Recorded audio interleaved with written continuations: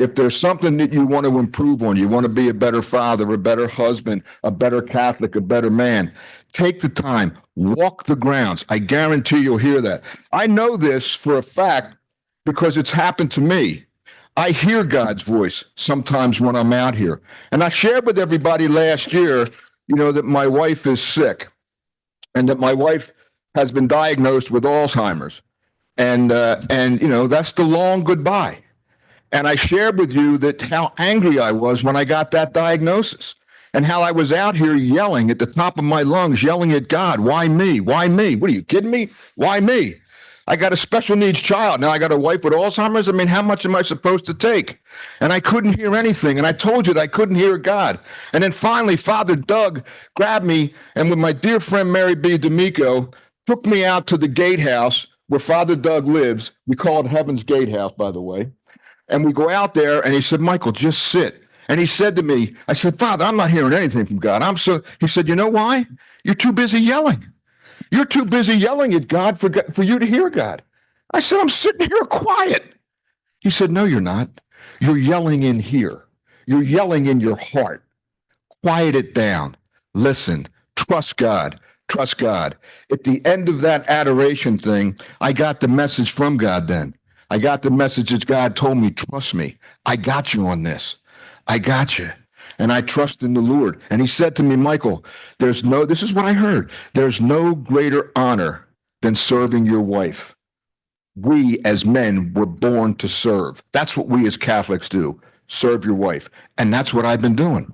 And every day I wake up and I thank God for the day that I have. I thank God that my wife is still with me. We went to Italy. My daughter got married. We moved the wedding up. We had a ball. We're doing everything that we can do. My Jewish wife spends more time in adoration, am I right, Mary B., than I do. She loves adoration. She loves the quietness of it, the peacefulness of it. So I'm begging you guys, spend some time in silence and do that and think about things. And I know you'll grow. I know, I get home from retreat and I know, I'm thinking, did I get anything? And my wife said to me, you're growing. I'm 67 years old and my wife told me I'm growing.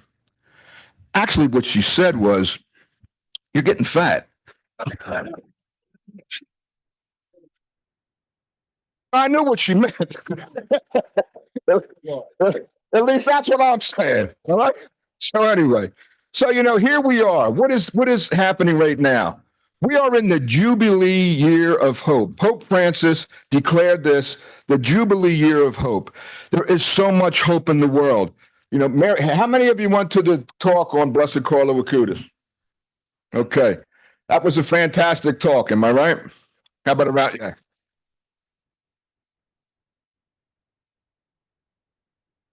Mary B, I always have to embarrass you because we're so close. But Mary B was the she won't say she's the visionary. She will say she was the worker. She was inspired by Carlo and the Lord to build that because of hope. When you hear that talk, there's hope for our younger generation. You guys, she said, are the spiritual fathers. We're here to help the younger generation. Where's my man, Matteo? Boom. Look at this guy. Stand up. First time, 11 years old, ladies and gentlemen. All right. Now, what I didn't tell Matteo was that he's got a shot at the record. That's 77 consecutive years. Anybody else here for the first time? Stand up. Stand up, all you first timers. Come on, get up. Get up. There you go. Come on. My man. My man. Thank you for being here and keep coming back, guys. So, what I want to just talk about again is the Jubilee year of hope. I have hopes for this place. I have hopes that it continues forever. I have hopes that we can redo the chapel that we want to do. I have hopes that we can refurbish the rooms that we need to refurbish. I have hope that tens of thousands of youth come through this place. I have hopes for vocations because we're starting to see young kids all of a sudden are starting to, maybe I got a vocation. Maybe I do. I want to say to anybody out there who's young enough, if in fact you hear that maybe you think you have a vocation, don't ignore it. at least investigate it. You're really not a priest till you take your final vows. So, investigate it. But I know that we're going to get vocations through here, and we need it. We need it because our priests are just being bombarded. They're overworked. They're flat out. There's 9 parishes in Philadelphia without a priest right now. Guys, we need more priests because of the work that they do. So, I tell you that it's the year of hope, but I'm going to declare it something else because I have high hopes for Malvern. Gentlemen, I am declaring 2025 at Malvern Retreat House as the year of doing. We all have to do our part to keep Malvern moving forward. It's not that big of a lift. There's 10,000 people on the mailing list. I'm not asking you to stroke a check for $100,000. However, if you'd like to, that's Malvern Retreat House. But you know what you get from here. You know why you keep coming back. It's great to sit down see your friends and see your sons and your fathers. Which, by the way, how many guys are here with their fathers? Where are we? Okay, beautiful, my man Mateo. Thank you. Excuse me for 1 second, Mateo. I got one more message for you, my friend. Mark my words here. There is no greater gift than you can give to your father than coming on retreat with him. You will remember this for the rest of your life, and I guarantee your dad will. Okay? And I guarantee, right, Mike, your son, how long have you guys been coming? Mike? 25 years he's been with his father.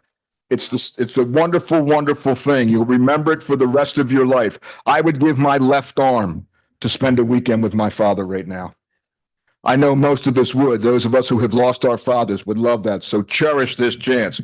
So anyway, guys, I don't have much more to say except that if you can support Malvern, please do. You guys are great because you always give more than the ask. It's wonderful, and I applaud you for doing that.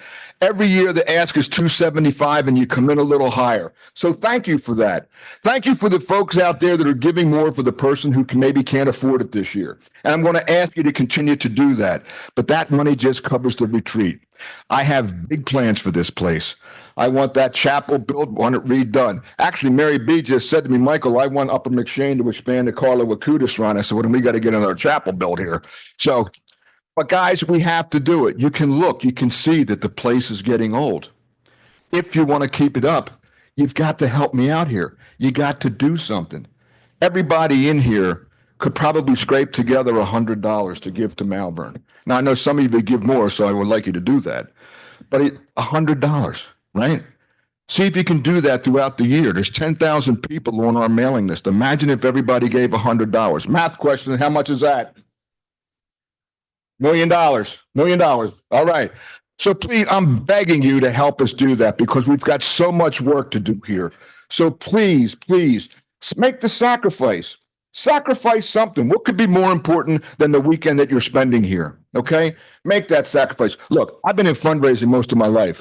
I know every cliche there is. Oh, you know what? For the price of a cup of coffee. Let me tell you something. I'm not giving up my coffee. Right? Not happening. Okay? But I'll tell you this. My dog's going to miss a meal. Right? That's what I'm saying. See, because my father had a rule in his house. He said, everybody who's here contributes. That dog eats at my house, that dog contributes. Right? I will get that 100. The dog may lose weight, but that dog's contributing. So please, guys, in all seriousness, help Malvern out. When you get the letter, give a little something. We send out 10,000 letters. I know you think you get all 10,000 of them, but you don't. Okay? You don't. You just don't. So please. I can't say it. Somebody said to me they said, Michael, Catholics don't know how to ask for money. I said, well, I must have been born Baptist because I got no problem asking for money. Why? Because I'm asking for here. I'm asking for this beautiful place that is yours and mine. Keep it going. Keep it going so that the next guy who's me that's angry that has to come out here is looking for God can find this quiet place. For the person looking for peace can find it. For the one who needs healing can find it. That's what it's for, guys. So please contribute. Two last things I'm going to say. Number one, if you haven't paid for your retreat yet, I've locked all the doors. No. If you haven't paid for your retreat yet, Eric will be back here. I used to say Arvana White, and I said if we made more money, we'd get somebody better looking than Eric. But Eric is the hardest working guy here, so I don't want to offend him. I want to keep him here because he works like a rented mule. Eric will be back there. We have a credit card swiper, Venmo, cash, so please pay for your retreat. Last thing I'm going to say, guys, I want you to think hard about this. Mateo, you're a little early for you on this one. Guys, one of the easiest ways to help Malvern is to remember us in your will. Okay? Remember us in your will. I know, but the beauty of that gift is you're not going to miss it. Right? Right? Right? And imagine the fun you're going to have when the lawyer's reading the thing and they go, he left what the matter? Are you kidding me? Let your family know how much it meant to you. Right? So that's all, guys, the benefits that you're getting from here. I can't tell you what your benefits are. You know what it is. Otherwise, you wouldn't be coming back for 55 years. And I hope everybody here gets to that point. So that's all I got to say, gentlemen. I have a ball up here. I love it up here. I never met a microphone I didn't like. But I am going to tell you this. I have fun, but I'm serious about the money that we need. But let me just end with this. If you can't have fun with the Lord, you simply can't have fun, because nobody has a better sense of humor than God. And we prove that every day. God bless you. Thank you.